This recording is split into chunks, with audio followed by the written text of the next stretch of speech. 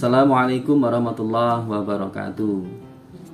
Tabik pun teman-teman mahasiswa, di pertemuan hari ini berjumpa lagi dengan saya Rahmat Ari Wibowo yang mengampu mata kuliah filsafat pendidikan Islam.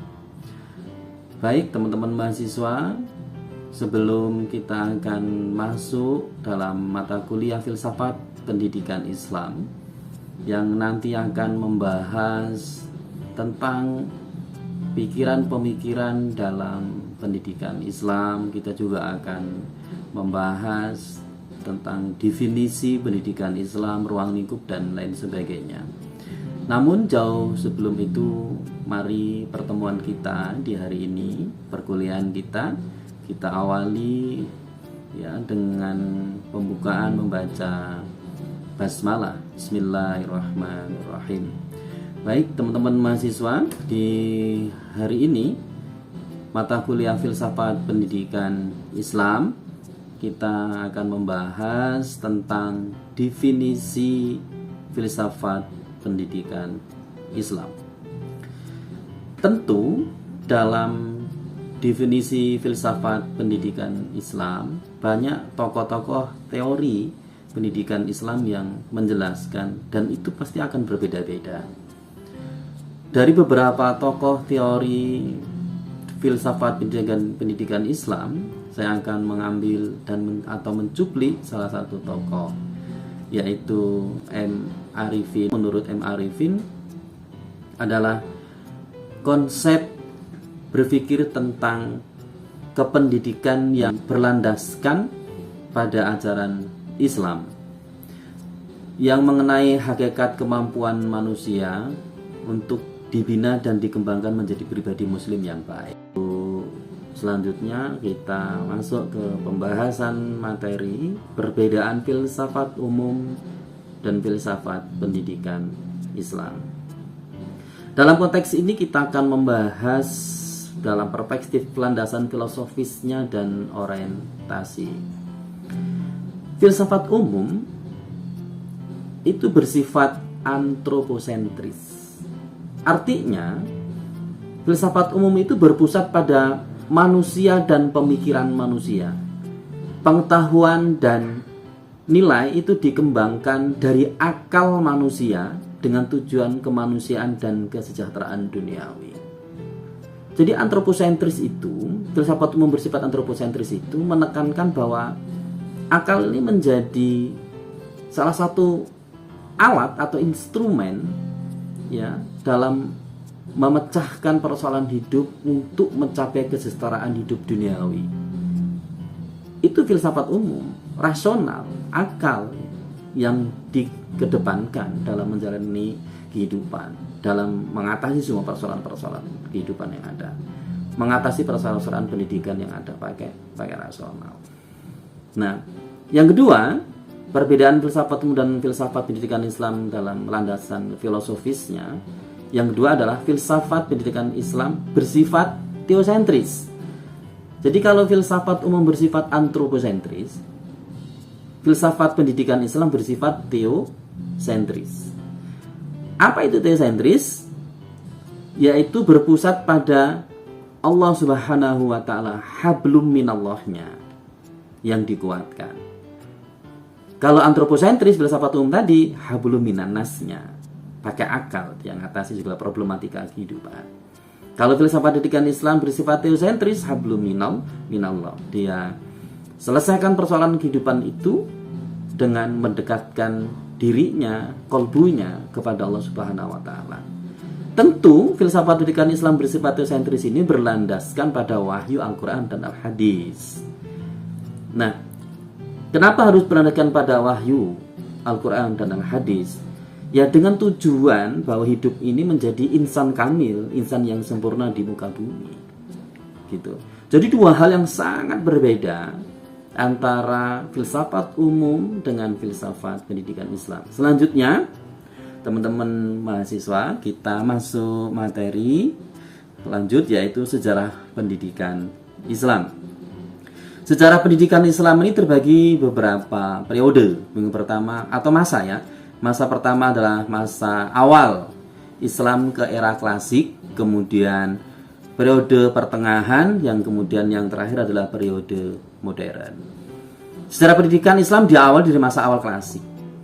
Dulu pada zaman atau sebut saja abad 8 sampai 13 Masehi, itu disebut abad era klasik ya. Abad era klasik itu ya abad 8 hingga sampai abad 13 Masehi. Nah, pendidikan Islam itu digerakkan dari masjid ke masjid. Belum berbentuk lembaga pendidikan resmi di era modern hari ini, belum. Dulu dulu itu pendidikan itu atau pembelajaran pendidikan Islam itu dilakukan di masjid-masjid atau di surau-surau. Jadi dulu masjid bukan hanya tempat untuk beribadah saja, tapi menjadi tempat ataupun pusat pendidikan. Itu zaman era Islam klasik di abad 8 hingga sampai abad 13 Masehi. Nah, di periode pertengahan bersifat sistem madrasah dan institusi keilmuan. Sejak kapan dibentuknya sistem madrasah dan institusi keilmuan? Pada masa dinasti Umayyah, yang pada puncak kejayaannya pada masa dinasti Abbasiyah abad 8 Masehi. Nah, Islam mengalami kejayaan ilmu pengetahuan itu pada abad 8 Masehi di masa kejayaannya Abbasiyah, yang dimana di situ ya pusat pendidikannya banyak menerjemahkan filsafat Yunani kuno ke dalam bahasa Aramaik, kemudian diterjemahkan ke dalam bahasa Arab. Kemudian banyak dilakukan penelitian, dan pusat pendidikan itu dinamakan seperti kalau di sini kayak perpustakaan lah ya, bisa disebut juga perpustakaan, namanya adalah Bait al-Hikmah. Itu puncak kejayaan pengetahuan Islam pada abad pertengahan gitu. Selanjutnya adalah masa modern. Nah, sejarah Islam di masa modern abad 19 Masehi hingga kontemporer, ini sudah terjadi reformasi pendidikan yang luar biasa. Muncul gerakan-gerakan modern Islam seperti seperti tokoh pendidikan yang luar biasa, yaitu Muhammad Abduh, Jamaluddin Al-Afghani, kemudian seperti Ismail Raji Al-Faruqi kayak gitu. Nah, di era abad 19 ini atau modern ini hingga sampai kontemporer, itu gerakan yang dilakukan dalam pendidikan seperti sebut saja kita salah satu tokoh Ismail Raji Al-Faruqi itu dengan gerakan Islamisasi pengetahuan. Artinya bahwa pengetahuan Islam itu harus dikuatkan dengan mengambil kerangka berpikir dari pengetahuan umum atau barat gitu. Contoh, logika rasional, logika berpikir kritis, kemudian seperti sistem pendidikan. Nah, itu atau metodologi yang digunakan dalam pendidikan umum atau sebut saja pemikiran barat, nah itu diambil atau ditarik ke dalam Islam untuk menguatkan posisi Al-Quran dan Al-Hadis, posisi Tauhid. Jadi contoh ini bentuk epistema Islamisasi pengetahuan. Bagaimana logika berpikir rasional, metodologi filsafat ditarik untuk menguatkan Al-Quran dan Al-Hadis. Contoh, apa itu tentang Tauhid, keesaan Allah? Allah itu ada. Apa buktinya ada? Kalau di Islam dibuktikan adanya alam semesta. Nah, ini ditambah dengan kerangka filsafat, kerangka berpikir filsafat. Apa bukti adanya Allah? Bukti adanya Allah adalah akal manusia. Kok akal manusia? Iya, dengan akal manusia bisa berpikir tentang keagungan Allah, dengan akal manusia bisa berpikir tentang kehebatan Allah, maka kemudian mengakui bahwa Allah itu ada. Apa contohnya? Melihat buah kelapa itu kan beda itu, ada warna hijau, ada warna kuning gitu. Proses fotosintesis sama, tapi kok beda warna? Akal berpikir, oh berarti pasti ada yang menciptakan. karena ini alamiah, tidak dibuat manusia. Siapa menciptakan itu? Yang Maha Kuasa Maha Allah Subhanahu wa taala. Nah, ini yang disebut kerangka berpikir rasional digunakan untuk menguatkan posisi Al-Qur'an dan hadis atau tauhid. Pakai logika, apa buktinya Allah? Hukum logika rasional kayak gini. A tidak sama dengan B. Jika A sama dengan B, pasti itu bukan A. Sang pencipta Allah tidak akan pernah sama dengan apa yang Allah ciptakan. Jika Allah sama dengan apa yang Allah ciptakan, pasti itu bukan Allah. Lalu siapa Allah sang pencipta? Allahu Zat yang tidak pernah sama dengan apa yang Allah ciptakan. Nah, ini yang disebut islamisasi pengetahuan secara epistema, logika berpikir digunakan menguatkan posisi Al-Quran dan Al-Hadis.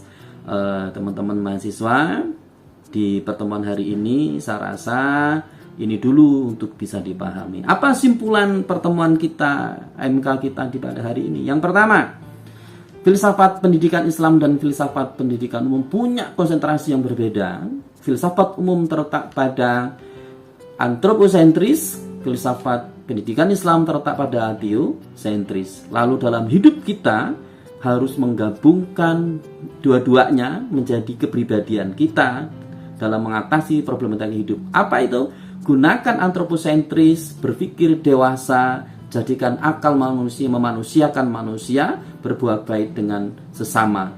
Berbuat baik dengan sesama dan tidak ambisi untuk menjadi yang terbaik, tapi kita untuk berbuat baik karena akal berpikir untuk berbuat baik kemaslahatan umat.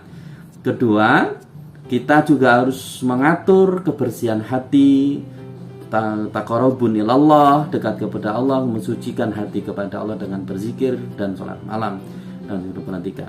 Nah, jadi kita sebagai mahasiswa, teman-teman mahasiswa harus, bahasa saya menggunakan harus ya, karena ini ide kita dari belajar ini tadi, ide temuan baru ide kita, yaitu kita harus berkepribadian kuat akal pikiran, mengolah akal, kemudian juga mengolah hati, harus seimbang. Itu yang dimaksud dalam filsafat pendidikan seimbang. Filsafat pendidikan Islam harus seimbang, hati, pikiran, dan jasmani. Ingat sahabat-sahabat mahasiswa, teman mahasiswa, kepribadian kita selanjutnya adalah kita mengolah dan mengimbangkan kecerdasan akal, mengimbangkan ketajaman hati agar kita memiliki kecerdasan tapi tetaplah rendah hati. Selanjutnya, simpulan yang kedua adalah kita harus tahu belajar ilmu barat, belajar filsafat umum, filsafat barat bukan untuk dibanggakan, menyombongkan seakan-akan kita orang yang paling rasional. Tetapi kita tahu dan sadar kita adalah Muslim, Islam, maka kita tidak boleh menghancurkan Islam dengan membanggakan pemikiran selain Islam. Sebab itu, tapi bukan pula membencinya filsafat barat, tapi ambil kerangka berpikir dan metodologi filsafat barat atau umum untuk menguatkan keberadaan posisi Al-Quran dan Al-Hadis ataupun tauhid. Itu yang disebut bahwa kita akan menjadi kepribadian Muslim yang cerdas, pintar, secara intelektual dewasa, berpikir dan berbuat baik dengan sesama, tapi tetap rendah hati dan tidak sombong, dan kita tetap menguatkan keberadaan Al-Quran dan Al-Hadis, dan kita semakin beribadah kepada Allah Subhanahu wa taala. Saya rasa ini teman-teman mahasiswa perkuliahan kita di hari ini semoga bermanfaat. Jauh sebelum sebelum mengakhiri, mari kita akhiri perkuliahan di hari ini dengan membaca bacaan hamdalah alhamdulillahirabbil alamin. Semoga Allah memberkahi kita dan melindungi kita. Allahumma amin. Saya akhiri. Assalamualaikum warahmatullahi wabarakatuh.